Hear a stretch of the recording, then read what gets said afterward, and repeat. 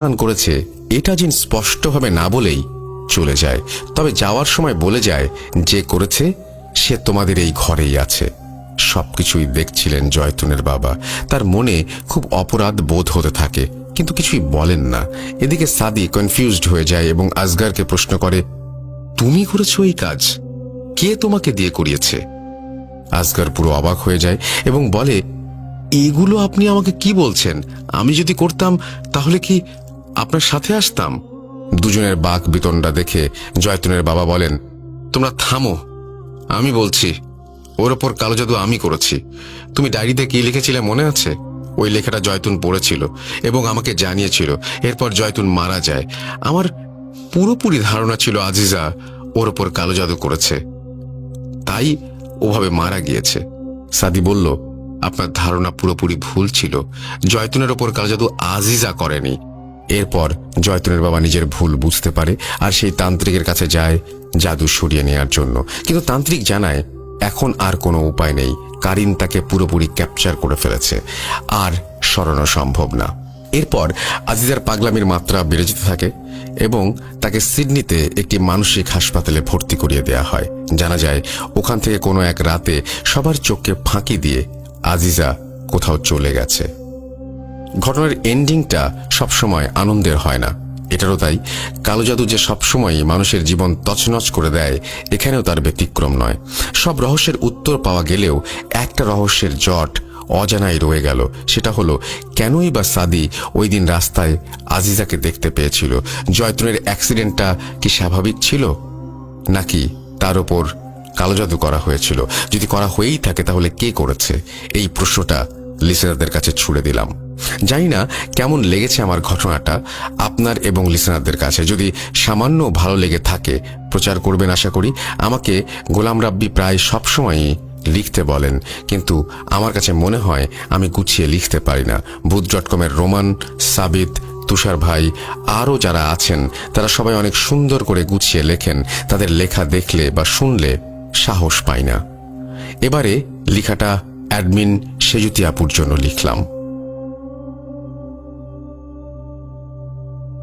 এই বলে তিনি তার নাম দিয়েছেন হুমায়রা বিনতে কবির, এবং থ্যাংক ইউ ভেরি মাচ আপনার এই ঘটনাটি পাঠানোর জন্য।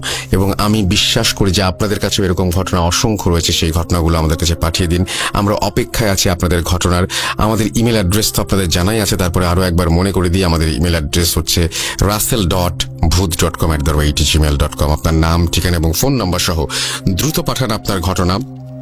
আমরা অপেক্ষায় থাকলাম। আমরা আশা করছি যে আমাদের ফেসবুক পেজটা আপনারা ভিজিট করবেন। এবং এই যে ঘটনাটা, এই ঘটনাটা আমারও কিছু প্রশ্ন রয়েছে। সব ঘটনা শোনার পরেই কিছু কিছু প্রশ্ন থেকেই যায়, এবং এই ঘটনাটার আমার ধারণা যে এখনো শেষ হয়নি। এই ঘটনাটার বাকি অংশ আছে, আমি বলবো যদি আপনারা জোগাড় করতে পারেন বা সেটা জানতে পারেন তাহলে ঘটনাটা কমপ্লিট হবে।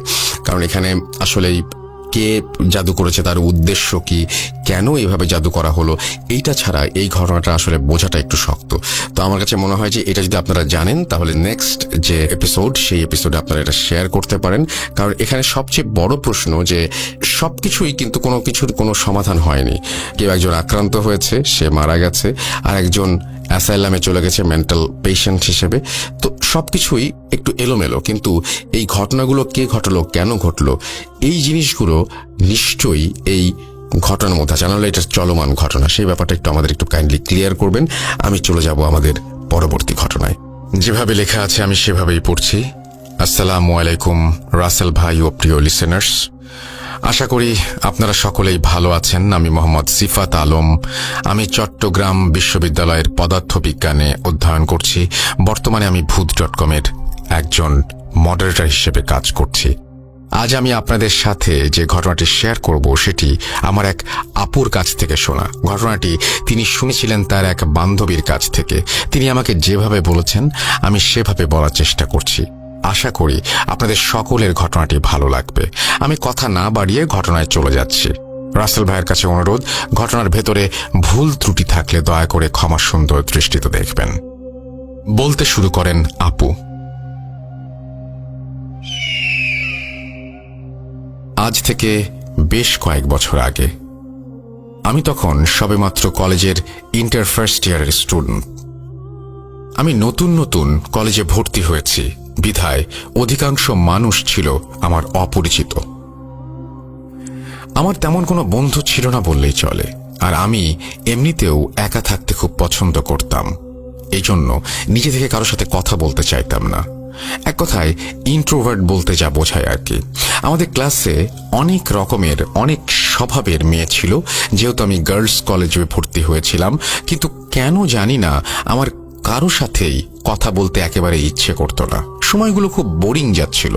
রোজ রোজ কলেজে যাওয়া, কলেজ থেকে ফিরে আসা, এই গণ্ডির মধ্যেই সীমাবদ্ধ ছিল আমার জীবন।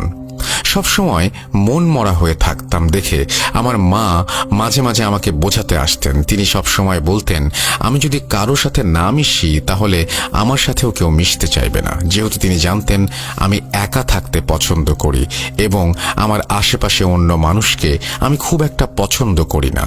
কিন্তু আমার এই অবস্থা আমি নিজেই আর মেনে নিতে পারছিলাম না।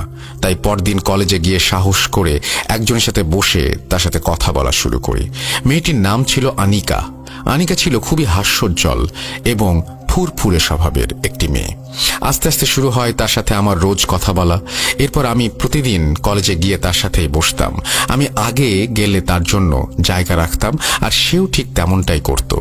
এভাবে আস্তে আস্তে তখন আমার আনিকার সাথে খুব গভীর বন্ধুত্ব গড়ে ওঠে। আমরা প্রায় সময়ই রাতের বেলা অনেকক্ষণ ফোনে কথা বলতাম এবং নিজেদের জীবনে ঘটে যাওয়া নিত্য নতুন ঘটনা শেয়ার করতাম। এভাবে আমার জীবনের বোরিং চ্যাপ্টারের অবসান ঘটে এবং এসব দেখে আমার মাও অনেক খুশি হয়েছিলেন, কেননা তিনি সব সময় চাইতেন যেন আমি একা না থাকি। আনিকার সাথে আমার বন্ধুত্বটা তিনি খুব পছন্দ করতেন। তিনি আমার কাছে প্রায় সব সময় আনিকার কথা জানতে চাইতেন এবং তাকে বাসায় নিয়ে আসার কথা বলতেন। আমিও আনিকাকে বাসায় নিয়ে আসতাম এবং আম্মু তার সাথে এমনভাবে কথা বলতেন যেন আনিকাও তার আর এক মেয়ে। আনিকাও আমার মাকে খুব পছন্দ করতেন, কেননা তার মা জন্মের সময়ই মারা গিয়েছিলেন। আনিকা আমার সাথে তার জীবনের সবকিছু শেয়ার করত। এই প্রেক্ষিতে আনিকা আমাকে একদিন ফোন দেয়। সেদিন আমাদের কলেজ বন্ধ ছিল বিধায় আনিকা আমাকে তার বাসায় যেতে বলে। যথারীতি আনিকার ফোন পেয়ে আমি তার বাসায় চলে যাই। আনিকা আমাকে জানায় তার একটি ছেলের সাথে নিয়মিত কথা হচ্ছে এবং সে ছেলেটার প্রতি দুর্বল হয়ে পড়েছে। সে আমার সাথে পরামর্শ করার জন্য আমাকে ডেকেছে। আমি তার কাছে ছেলেটা সম্বন্ধে, সে কি করে, কোথায় থাকে জানতে চাই। আনিকার কথা শুনে ছেলেটাকে আমার ভালোই মনে হয়েছিল, তাই আমি তাকে বললাম সে যদি আসলেই মন থেকে তাকে পছন্দ করে তাহলে আমি কোনো অসুবিধা দেখছি না। ও আমার কথা শুনে খুব খুশি হয়ে আমাকে জড়িয়ে ধরে ধন্যবাদ দিতে থাকে। আমিও আনিকার জন্য খুব খুশি অনুভব করছিলাম, আবার মনে মনে এও ভাবছিলাম মা মরা মেয়েটা যেন কোনোভাবে কষ্ট না পায়। একদিন আনিকা আমাকে কলেজে থাকা অবস্থায় বলল আজ কলেজ ছুটির পরে যেন তার সাথে যাই। যথারীতি কলেজ ছুটির পর জিজ্ঞাসা করলাম সে আমাকে কোথায় নিয়ে যাচ্ছে এবং সে আমাকে ওই ছেলের সাথে দেখা করতে নিয়ে যাওয়ার কথা জানায়। তাকে দেখেই বোঝা যাচ্ছিল সে খুব নার্ভাস ফিল করছে, আর এই জন্যই আমাকে সাথে করে নিয়ে যেতে চাচ্ছিল। তার কথা শুনে আমি তার সাথে যেতে রাজি হই। যথারীতি ছেলেটার সাথে দেখা হয় এবং ছেলেটা ছিল অত্যন্ত রকমের ভালো। সে আমাদের দুজনকে প্রচন্ড সম্মান দিয়ে কথা বলছিল। তখন আমি মনে মনে আমার বান্ধবীটা ভালো কারো সাথে আছে এই ভেবে খুব শান্তি পাচ্ছিলাম। যথারীতি আমাদের কলেজ লাইফ শেষ হয়ে যায়, আর আনিকাও সেই ছেলেটির সাথে খুব ভালোই দিন কাটাতে থাকে। কলেজ শেষ হওয়ার পর আমরা ভার্সিটিতে ভর্তির জন্য কোচিং শুরু করে দেই। মাঝে মাঝে কোচিং শেষ হলে আমরা বিভিন্ন জায়গায় ঘুরতে যেতাম এবং একসাথে আড্ডা দিতাম।